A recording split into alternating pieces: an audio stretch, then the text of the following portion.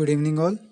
आज अपन शुरू करेंगे स्पेशल क्लास। आज अपनी थी संडे की, तो सुबह लेने वाला था मैं पहले 9 बजे से 11 बजे तक, पर कुछ काम आ गया था तो मैं ले नहीं पाया।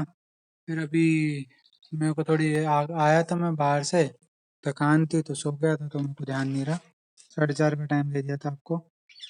तो आज अपन शुरू करेंगे नया टॉपिक, सुधा वर्ग। तो सुधा सिक्ता और क्षार द्रव्य प्रकरण है अपना 8वां चैप्टर बुक का, तो वो अपन डिस्कस करेंगे आज।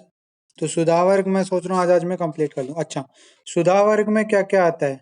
तो सुधा वर्ग में प्राय जो जो कैल्शियम के जो प्रचुरता वाले द्रव्य है ना, सारे वो आएंगे। यानी कैल्शियम का जो सोर्स है ना, एक तरह से मान लो सारा सुधा वर्ग में आ जाता है।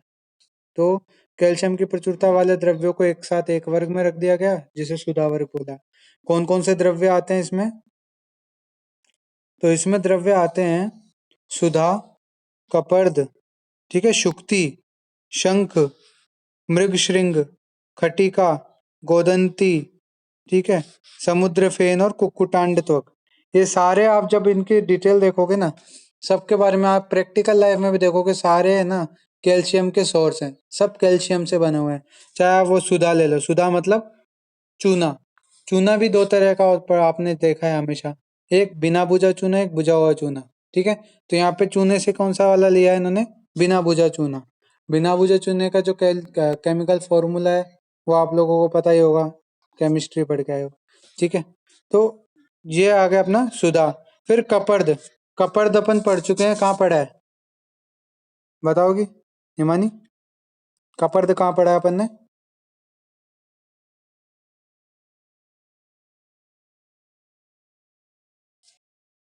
नहीं नहीं पता? साधारण रस में पढ़ा है अपन ने, ठीक है। फिर उसके बाद शुक्ति। शुक्ति जब अपन ने मोती पढ़ा था तब शुक्ति की चर्चा आई थी। शुक्ति क्या होती है? सीप, जिसके अंदर वो मोती का निर्माण होता है, ठीक है, ऑयस्टर शेल, तो शुक्ति। फिर शंख, जो बचपन से अपन सब खेलते थे, और वो जो महाभारत वगैरह होती थी, युद्ध वगैरह का बिगुल बजाने के लिए जो है शंख का प्रयोग करते थे, वो है, ठीक है। प्रैक्टिकल लाइफ में शंख भस्म का प्रयोग किया जाता है, जो इन जनरल पित्त डिसऑर्डर, अम्ल पित्त वगैरह में जो है अपन शंख भस्म का प्रयोग करते हैं, तो वो शंख, ठीक है। फिर उसके बाद मृग श्रृंग। मृग श्रृंग के अनेक उपयोग हैं। अपन रस शास्त्र में जैसे बात करेंगे तो भस्म के रूप में इसका प्रयोग करते हैं इसका, ठीक है। और वैसे बात करें प्रैक्टिकल लाइफ में तो जैसे रक्त मोक्षण करते हैं ना, तो श्रृंग, गो श्रृंग द्वारा रक्त मोक्षण करते हैं, तो वहां भी उसका प्रयोग किया जाता है। तो यहाँ पे मृग श्रृंग, ठीक है, ये आ गया। खटिका।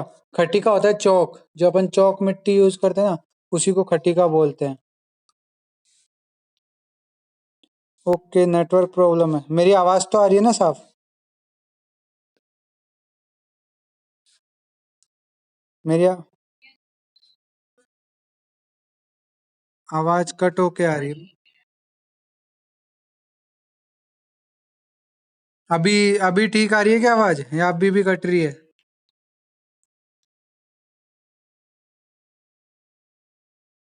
आवाज आ रही है सही सही मेरी?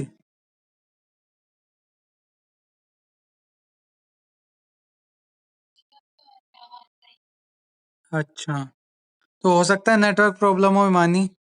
तो लास्ट अपन ने बात कर रहा था मैं कुक्कुटांड त्वक की। कुक्कुटांड त्वक मतलब जो अब अपने एग का व्हाइट पार्ट होता है ना, ऊपर का व्हाइट जो उसकी स्किन होती है, लेयर होती है, उसको कुक्कुटांड त्वक बोलते हैं, ठीक है। तो आपको नाम से ज्यादातर का पता लग गया है, सारे ऑलमोस्ट कैसे हैं, कैल्शियम के सोर्स हैं, सब कैल्शियम से बने हुए हैं, ठीक है। शुरुआत करते हैं अपन सुधा से। सुधा मतलब जो अपना चूना है, ठीक है। संस्कृत में इसको सुधा बोला है, हिंदी में चूना, इंग्लिश में लाइम। इसका केमिकल फॉर्मूला मैंने बताया था, बिना बुझे चूने का केमिकल फॉर्मूला पता हो तो बताओ मेरे को सुरभि। बिना बुझे चूने का फॉर्मूला? हाँ, कैल्शियम ऑक्साइड होता है, CaO, ठीक है। तो और बुझे हुए चूने का?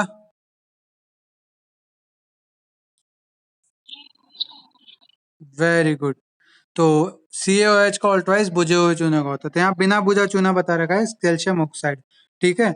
इसके पर्याय की बात करें तो इसके पर्याय क्या क्या है? चूर्ण, चूर्णक, सुधा, सौध सौध विलेपन और शिलाक्षार, ये इसके कुछ पर्याय हैं। ठीक है, इसके परिचय की बात करें तो ये चूने के पत्थर जैसे शंख, शुक्ति, शंभुक आदि को आग में पकाने पर जो है ये प्राप्त हो जाता है। ठीक है, मतलब जो चूना है वो किन किन से प्राप्त हो सकता है? शंख हो गया, शुक्ति हो गया, शंभुक हो गया, इन सबको जो है आग में पका लो, या फिर चूने की कई जगह चट्टाने वगैरह भी मिल जाती हैं।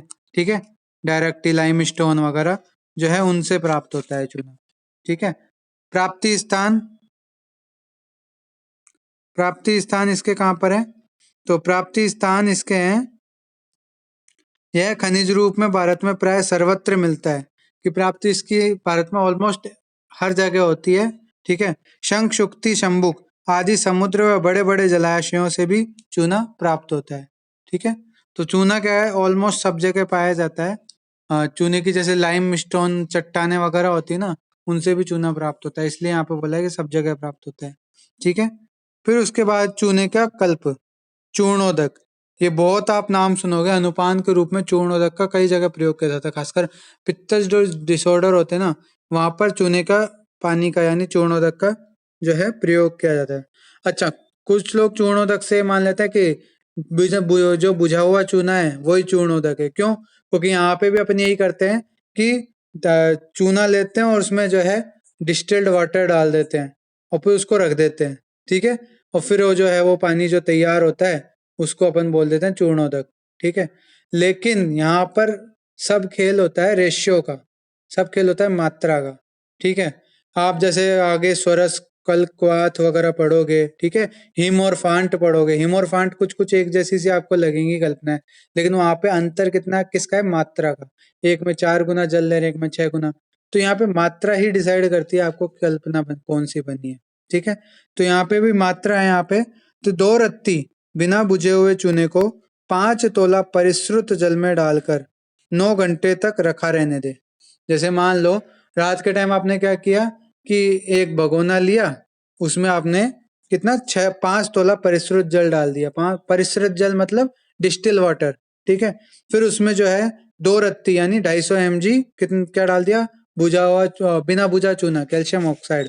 ठीक है, फिर उसको जो है पूरी रात पड़े रहने दिया, लगभग 9 घंटे तक। ठीक है, फिर इसको फिल्टर पेपर से छान कर जो है हरे रंग के कांच के पात्र में डालकर सुरक्षित रखें। मतलब फिर जो है ना इसको जो अपना जो यौगिक है उसको अच्छे फिल्टर पेपर से अच्छी प्रकार से छान ले, और जो पानी प्राप्त होता है उसको क्या बोलते हैं अपन? चूर्णोदक बोलते हैं। ठीक है, कोई डाउट किसी को चूर्णोदक निर्माण में? समझ में आ गया? ठीक है, अब चूर्णोदक की मात्रा, इन जनरल बच्चों में जैसे इंडाइजेशन की बहुत प्रॉब्लम होती है, उनके दूध पचता नहीं है। ठीक है, तो उस स्थिति में उनको 30 से 60 बूंद चूर्णोदक की जो है डोज दी जाती है। उससे क्या होता है कि वो उनके दूध पचने लग जाता है, ऐसा बताया गया। प्रैक्टिकल लाइफ में तो मैंने कभी यूज किया नहीं, लेकिन हो सकता है। क्यों? क्योंकि एसिडिटी वगैरह हो तो उसमें चूना बहुत अच्छा काम करेगा, एसिड रिफ्लेक्स में बहुत अच्छा काम करेगा। क्यों? क्योंकि चूना कैसा होगा? बेसिक सॉल्यूशन होगा, तो वो बफर फॉर्मेशन करके जो है एसिडिटी को खत्म कर देगा। ठीक है, तो फिर उसके बाद जो है बॉडी न्यूट्रलाइज हो जाएगी, नॉर्मल हो जाएगी। तो इसलिए शायद यहाँ पे इसका प्रयोग बताया गया है। तो 1 वर्ष तक के बच्चों के लिए 30 से 60 बूंद तक इसका प्रयोग बता रखा है। पूर्ण मात्रा इसकी 2 तोला। 1 तोला में कितने ग्राम होते हैं? ये अपन मान प्रकरण में पढ़ेंगे। वैसे तो 1 तोला में 12 ग्राम होते हैं, और तो अपने इन जनरल आज जैसे आज की डेट में राउंड फिगर का बहुत चलता है, तो 10 ग्राम ले लेते हैं। तो 2 तोला मतलब 20 से 24 ग्राम इसकी मात्रा बताई गई है। ठीक है, ये मात्रा हो गई। चूर्णोदक के गुण कर्म की बात करें तो यह क्रमीहर, ठीक है, पेट में जैसे कीड़े वगैरह पड़ गए तो उसमें भी चूर्णोदक दिया जाता है। अतिसार अग्नि, किसी के डायरिया वगैरह हो गया तो उसमें भी ये काम करता है। अम्ल पित्तर, मैंने बताया था बेसिक सॉल्यूशन है, बफर फॉर्मेशन करके जो है एसिडिटी को खत्म करता है। ठीक है, फिर इसके अलावा विशेष रूप से जिन बच्चों में दूध न पचता हो उन्हें चूर्णोदक पिलाने पर दूध पचने लगता है। ठीक है, यह उदरशूल गृहिणी में भी लाभकारक है। गंधक द्राव के विषैले प्रभाव को नष्ट करता है, यानी गंधक किसी ने पी लिया तो उसके विषैले प्रभाव को नष्ट करने के लिए भी चूर्णोदक पिलाया जाता है उसको। ठीक है, तो ये चूर्णोदक के प्रयोग हो गए। चूर्णोदक का कुल्ला करने से मुखपाक यानी किसी के माउथ अल्सर हो गए हो, ठीक है, एनिमा देने से स्थूलांत्र कृमिनाशन होता है। यानी जैसे कि किसी के अल्सर हो गए मुंह में तो उसको चूर्णोदक के कुल्ले करा दिए, या फिर किसी के स्थूलांत्र यानी बड़ी आंत में कीड़े पड़े हों तो उसको वहां पे एनिमा के रूप में यानी बस्ती के रूप में जो है चूर्णोदक का प्रयोग करा दिया जाता है। इससे क्या होता है, उसके जो कीड़े वगैरह हैं वो बस्ती के साथ साथ बाहर निकल जाते हैं और व्यक्ति ठीक हो जाता है। ठीक है, तो इस प्रकार से चूर्णोदक के गुणकर्म बता रखे हैं। ये अपना क्या हो गया, चूर्णोदक कंप्लीट हो गया। अच्छा, अब अगला है अपना कपर्द। कपर्द का वर्णन कहाँ पे आया है, बताएगा मेरे को? अच्छा, और कपर्द का शोधन की विधि बता दो मेरे को।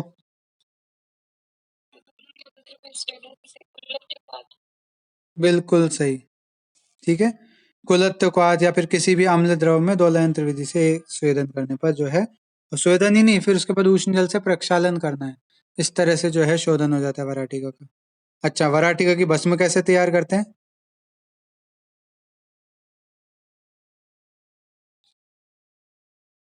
याद है? हाँ हाँ, बिल्कुल सही। दमन करके फुल्लित करना, वही जैसे अपन ने उसका किया था ना, टंकण को शोधन किया करते हैं, जैसे उसको क्या है वो उसका पानी उड़ा देते हैं अपन, रो फुल्लीकरण, फूलने लग जाते हैं जैसे पॉपकॉर्न फूलते हैं, फिर उसको पीस कर और उस बस उसे भस्म के रूप में प्रयोग कर दिया। तो वही है यहाँ पे कपर्द की भस्म बनाने का तरीका। तो यहाँ पे कपर्द का वर्णन आपको याद है ही, उसको बताने की जरूरत है नहीं, वो वहां से आप साधारण रस से पढ़ लोगे। अगला आता है शुक्ति। शुक्ति क्या होती है? जो मैंने आपको बताया था सीपियां जिसको अपन बोलते हैं, सीपी क्या, जिसमें अपन पर्ल यानी मोती का निर्माण होता है जिसके अंदर। ठीक है, मोती का जो अपना केस है वो एक तरह से शुक्ति होता है। ये भी कैल्शियम का ही बना होता है। इससे पहले अपन ने जो चूना पढ़ा था वो तो खुद सेल्फ कैल्शियम था ही, कैल्शियम ऑक्साइड। ठीक है, और कपर्दिकाएं भी किसकी बनी होती है, कैल्शियम की बनी होती है। तो इस तरह से अब तक कैल्शियम के ही प्रोडक्ट चल रहे हैं। ठीक है, शुक्ति इसको संस्कृत में बोलते हैं, सीप इसको हिंदी में बोलते हैं, पर्ल ऑयस्टर या पर्ल मदर ये बोलते हैं इसको अंग्रेजी में। अब शुक्ति के पर्याय देखें तो शुक्ति के वेदानुसार पर्याय होते हैं। शुक्ति के शास्त्र में दो भेद बताए गए हैं, मुक्ता शुक्ति और जल शुक्ति। तो उन्हीं के अलग अलग पर्याय हैं। तो मुक्ता शुक्ति के क्या पर्याय हैं? मुक्ता प्रसु, महाशुक्ति, शुक्ति का, मुक्ता स्फोट। ठीक है, फिर इसके अलावा क्या है? अब्धि मंडूकी, मौक्तिक प्रसवा, मौक्तिकसु, मुक्ता माता, मौक्तिक मंदिर। ये इसके कुछ पर्याय हैं, किसके? महाशुक्ति के। और एक आती है जल शुक्ति। जल शुक्ति में क्या आ गया? वारी शुक्ति। ठीक है, शुद्र शुक्ति का, क्रमीभू, शंबूक, जलडिंब, पुटिका, तोय शुक्ति व। ये दो तीन नाम याद कर लो, ज्यादा नाम याद करने की जरूरत नहीं है पर्याय। ठीक है, जितने आपको याद हो जाए, दो या तीन उतने ही याद करना। ठीक है, तो हो जाएंगे पर्याय। फिर इसके बारे में अगर बात करें तो इसका वर्णन क्या है कि चरक संहिता, सुश्रुत संहिता में कई स्थानों पर शुक्ति का जो है वर्णन मिल जाता है। ऐसे अष्टांग हृदय में, शूल यानी पेन में। ठीक है, इसके अलावा एसिडिटी अम्ल पित्त में, ग्रहणी में जो है शुक्ति का प्रयोग किया गया है, शुक्ति के प्रयोग के बारे में बताया गया है। ठीक है, इसके अलावा रसायन और रसरत्नकार ने इसको शुक्ल वर्ग के अंतर्गत भी माना है। शुक्ल वर्ग एक कैटेगरी बनाई गई है जिसमें शुक्ल द्रव्य जितने ज्यादातर हैं उनमें जो है इसको शुक्ति को ऐड किया गया है। और 16वीं शताब्दी के बाद के रस ग्रंथों के अंतर्गत शुक्ति का डिटेल वर्णन में मिलता है। ठीक है, तो यहाँ पे आपको क्या चीज याद रखनी है इसके इतिहास में, कि चरक संहिता इनमें भी इसका वर्णन मिलता है। अष्टांग संग्रह में, अष्टांग हृदय में इसका जो है अम्ल पित्त जैसे रोगों में ट्रीटमेंट में इसका जो है वर्णन मिलता है। ठीक है, इसके अलावा रसायन और रस रत्नकार ने इसको शुक्ल वर्ग के अंतर्गत रखा। ठीक है, अब इसका आइडेंटिफिकेशन कैसे करोगे कि ये सीपी है? तो सीपी किसके होती है? मोलस्का वर्गिज जलज प्राणी का पृष्ठ भाग है, यानी मोलस्का आपने पढ़ाई है 10th 12th में, मोलस्का में एक प्राणी आता है। ठीक है, उसका जो कवरिंग है वो सीपी होती है। अंदर सीपी के अंदर क्या होता है? एक रहता है। तो क्या होता था कि जैसे अपने अ, मछुआरे वगैरह होते थे तो क्या करते थे, इन सीपियों को इकट्ठा करते थे, फिर क्या होते थे, इनको खोलते थे, इसके अंदर अगर मोती हो तो उनको बेच देते थे, या कोई जीव हो जो होता है मोलस्का प्राणी, उसको क्या है पका के खा जाते थे और फिर वो सीपियों को फेंक देते थे। ठीक है, या फिर उसको भी बेच देते थे सीपियों को। तो इस प्रकार से जो है सीपी निकाल लेते थे वो समुद्र से। ठीक है, तो मोलस्का वर्ग का जलज प्राणी का पृष्ठभाग है। इसके अंदर जंतु जीवन यापन करता है। यह अंदर से श्वेत, चमकदार, इंद्रधनुषी रंगों से युक्त होता है, किंतु बाहर का पृष्ठभाग कैसा होता है? मटमैला सा धूसर वर्ण का दिखाई देता है, जो कि खुरचने पर श्वेत हो जाता है। दो शिक्तियों के पृष्ठ आवरण मिलकर संपुट आकृति की बन जाती है। इसमें पलने वाला प्राणी इस संपुट के अंदर निवास करता है। ये सारी कॉमन कॉमन बातें आप बुक में से ये सारी पढ़ लोगे, ठीक है। अलग अलग आकृतियों में होता है। और जो है मछुआरा जनरली क्या होता है, इसके अंदर के जीव को खाने के लिए इसको समुद्र से निकालते हैं और बाद में इसको बेच देते हैं, या फिर वो रेत के साथ ये मिक्स होके आ जाता है, ठीक है। इस प्रकार से जो है ये इसके इंट्रोडक्शन हो गया, ठीक है। प्राप्ति स्थान जो भी समुद्री इलाके होंगे वहीं पाया जाएगा, क्योंकि समुद्री जीव है, मोलस्क का प्राणी है इसके अंदर, तो वो समुद्री इलाकों में पाया जाएगा। वेद मैंने बताया था, दो वेद होते हैं, मुक्ता शुक्ति और जल शुक्ति, ठीक है। मुक्ता शुक्ति में क्या होता है कि ये गोल तस्तरी जैसी 1 इंच गहरी तथा अंडाकृति की होती है, ठीक है। इसमें 6 से 10 इंच लंबी होती है। इसके अंदर भीतर से इंद्रधनुषी रंगों के समान होती है और पृष्ठ भाग में सूखे जो है मैलों से जो आवृत होती है, ठीक है। तो ये सारे जो है किसके? महाशुक्ति के लक्षण हो गए। सिंपल है, आपको ज्यादा इसमें दिमाग लगाना नहीं है, लिख रखा है बस, बट आपको ज्यादा डिटेल में इसको पढ़ने की जरूरत नहीं है, ठीक है। तो इसके क्या होते हैं, खड़े किनारों पर है ना बड़े बड़े छिद्र होते हैं। अंदर के भाग में मोती निकालने के लिए कई चिन्ह होते हैं, मोती के जो रगड़ वगैरह हुई हो ऐसे चिन्ह बने होते हैं, ठीक है। यह समुद्र में होती है। फिर दूसरी जल शुक्ति। जल शुक्ति इससे थोड़ी छोटी साइज की होगी, तो आधा इंच गहरी, जबकि वो 1 इंच गहरी थी। 2 से 4 इंच लंबाई वाली, वो 7 से 8 इंच लंबी थी, ठीक है। इस प्रकार की आकृति की होती है। अंदर से श्वेत हल्की इंद्रधनुषी चमक से युक्त होती है तथा बाहर से काई से युक्त होती है। और समुद्र में पड़ी रहती है तो काई जमेगी, तो वो बाहर से काई से युक्त और अंदर से कैसी होती है? बिल्कुल श्वेत वर्ण की होती है। यह सर्वत्र छोटे बड़े जलाशयों में मिलती है। जल शुक्ति हो गई, ठीक है। तो महाशुक्ति और जल शुक्ति में क्या अंतर निकला? महाशुक्ति नाम से पता है बड़ी है, जल शुक्ति छोटी है। महाशुक्ति में क्या होता है कि वो समुद्रों में पाई जाती है बड़े बड़े, और जल शुक्ति जलाशयों समुद्रों सब में पाई जाती है, ठीक है। महाशुक्ति में इंद्रधनुषी चमक होती है, जबकि जल शुक्ति श्वेत वर्ण की या फिर कुछ हल्की इंद्रधनुषी चमक युक्त होती है, कम चमक होती है उसमें, ठीक है। तो ये महाशुक्ति और जल शुक्ति के अंतर हो गए। फिर शोधन की बात करें तो जयंती स्वरस या किसी भी अम्ल द्रव में 1 प्रहर तक स्वेदन करने पर जो है शुक्ति शुद्ध हो जाती है। जो अपने रत्नों का सामान्य शोधन था वही यहाँ पे लागू हुआ है, ठीक है। तो ये आप याद रख लेना, शुक्ति का शोधन। मारण कैसे होगा? शुद्ध शुक्ति के छोटे छोटे टुकड़े करके शराब संपुट में रखकर गजपुट पर पाक करें। स्वांक्षित होने पर निकालकर मर्दन करके घृत कुमारी स्वरस की भावना दे। फिर टिकिया बनाकर सुखाकर पुनः गजपुट में पाक करें। 3 बार पुटपाक करने पर श्वेत वर्ण की भस्म तैयार होती है। यहाँ पर थोड़ा डिफरेंट मेथड यूज किया इन्होंने। इन्होंने क्या किया है, उसको पहले बंगूर बनाया है, यानी उसको पहले थोड़ा बहुत चूर्णीभूत किया है। कैसे किया है? सबसे पहला स्टेप उन्होंने क्या किया, डायरेक्ट उसके छोटे छोटे टुकड़े करके 1 गजपुट दे दिया, ठीक है। गजपुट दिया, उससे कैसी होगी, वो भंगुर हो गई एकदम। फिर उस भंगुर शुक्ति में क्या किया, भावना दी, किसकी? घृत कुमारी स्वरस की, जीकेएस घृत कुमारी स्वरस की भावना दी, ठीक है। घृत कुमारी स्वरस की भावना दे के मर्दन करके उसकी टिकिया बना ली। फिर उसके बाद तीसरे स्टेप में उन्होंने 3 बार गजपुट में पाक किया, ठीक है। 3 बार गजपुट पाक मतलब कैसे किया, यहाँ पे टिकिया बनाई, टिकिया को गजपुट की अग्नि दी, ठीक है।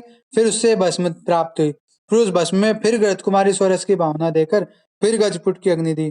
फिर उसको वापस वही स्वांक्षित होने दिया। फिर उसके बाद फिर उस भस्म में घृत कुमारी स्वरस की भावना दी और फिर उसका पुटपाक किया। इस प्रकार से 3 बार गजपुट में पाक करके जो है भस्म तैयार हो गई अपनी।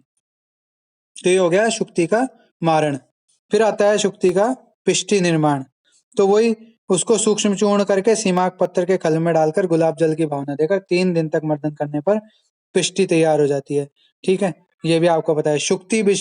भस्म की और पिष्टि की मात्रा कितनी होती है? 2 से 4 रत्ती। अनुपान क्या होगा यहाँ पे? मधु दूध घृत जो भी है रोगानुसार जो है अनुपान इसका आप बता देंगे, ठीक है। फिर जो है शुक्ति भस्म की जो है गुण की बात करें तो मुक्ता शुक्ति के गुण कैसे होंगे? कटु, स्निग्ध, रूक्ष, ठीक है, मधुर, दीपन, ठीक है। रुच्य यानी रोचक होती है। श्वास, हृदय रोग, शूल, अम्ल पित्त परिणाम शूल, अन्नदाश अन्न द्रव शूल, ये सारे रोग आपके पैथोलॉजी में भी इंपॉर्टेंट है, याद करने हैं इनको। ठीक है, पैथोलॉजी के लिए बता रहा हूँ। तो अम्ल पित्त, परिणाम शूल और अन्न द्रव शूल, इनमें जो है इनका प्रशमन करने में काम आता है ये। ठीक है, तो ये कैसे हो गए, जो है मुक्ता शुक्ति के गुण हो गए। अगला क्या है, जल शुक्ति के। तो कटु स्निग्ध होती है ये भी। दीपन पाचन रुच्य यानी रुचिकारक होती है। बलदायक होती है। गुल्म शूल विष दोष को दूर करने वाली होती है। तो जल शुक्ति विष दोष को दूर करने वाली होती है, ये एक अंतर है। तो ये आप याद कर लेना। ठीक है, तो ये अपने शुक्ति भस्म के गुण हो गए। अब प्रमुख योग की बात करें तो प्रवाल पंचामृत रस, विषम ज्वरांतक रस, ठीक है, ग्रहणी शार्दूल रस और महागंधक, ठीक है, वडवानल रस, ये इसके कुछ एग्जाम्पल हो गए। आप दो एग्जाम्पल, तीन एग्जाम्पल याद कर देना। ठीक है, तो ये अपना शुक्ति भी कंप्लीट होता है। कोई डाउट किसी का शुक्ति तक? नहीं हो तो अपन आगे चलते हैं शंख पे। ठीक है, ठीक है, आगे चलते हैं। तो शंख, तो शंख में क्या है, अपन शंख सबका देखा हुआ है। नहीं देखा हुआ तो महाभारत वगैरह तो सबके देखी हुई है, वहां पे शंखनाद करते हैं। ठीक है, तो शंख की स्ट्रक्चर कैसी होती है वो सब आपको आइडिया है। तो शंख क्या होता है असल में, कॉन्च शेल, ये भी एक जीव का एक शेल होती है, एक आवरण होता है। ठीक है, इसमें अंदर भी जीव रहता है। तो ये कॉन्च शेल बोलते हैं इसको इंग्लिश में। कैल्शियम कार्बोनेट, शंख का केमिकल फॉर्मूला क्या है, कैल्शियम कार्बोनेट, CaCO3, याद रखना।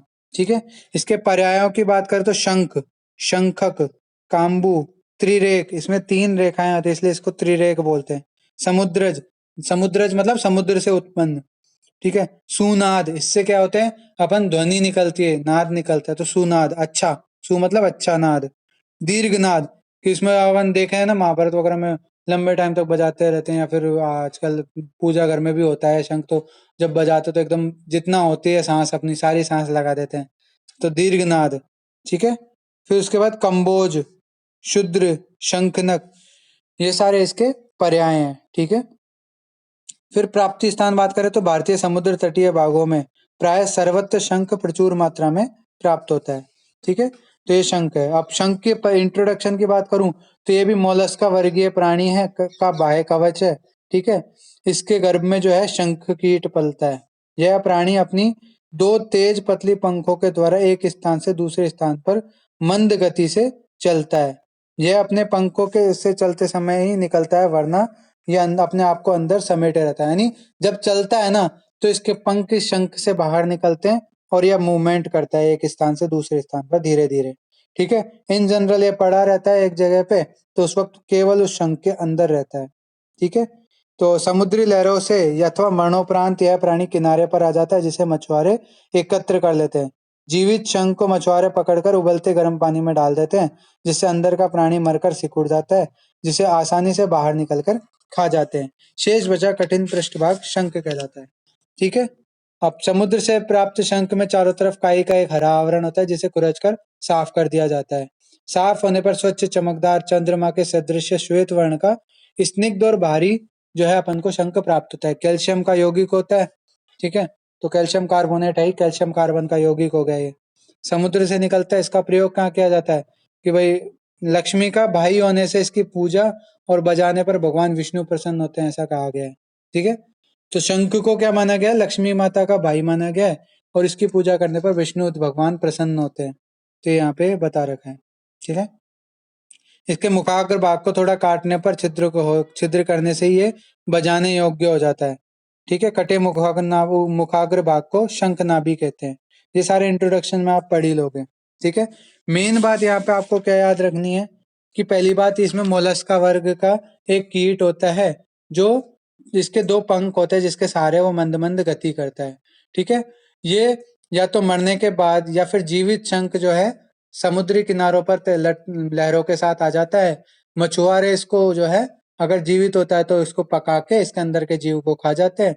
बाद में जो बचा खुचा शैल होता है उसको शंख बोलते हैं। इसका पूजा पाठ में प्रयोग किया जाता है। इसको जो है अपने मेडिसिनल पर्पज से भी उपयोग किया जाता है। ठीक है, और लक्ष्मी का भाई और विष्णु देव को प्रसन्न करने वाला बताया गया है। इसके दो वेद बताए आचार्य माधव ने, दक्षिणावर्त और वामावर्त। दक्षिणावर्त पूजनार्थ कर्म के लिए श्रेष्ठ होता है और दुर्लभ होता है। वामावर्त मारणार्थ यानी चिकित्सा कर्म के लिए श्रेष्ठ होता है और सुलभ, आसानी से पाया जाता है।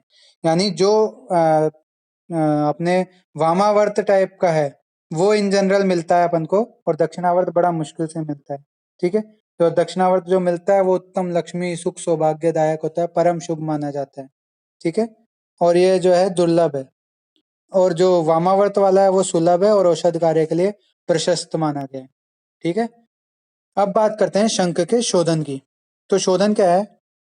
शंख के छोटे छोटे टुकड़े करके पोटली में बांधकर दोलयंत्र विधि से जंबीरी नींबू स्वरस में 4 प्रहर तक, यहाँ पे याद रखना 4 प्रहर तक स्वेदन करने पर जो है, या फिर जयंती स्वरस, तंडुलीय स्वरस अथवा कांजी में 1 प्रहर तक, फिर उष्ण जल से प्रक्षालन करने पर।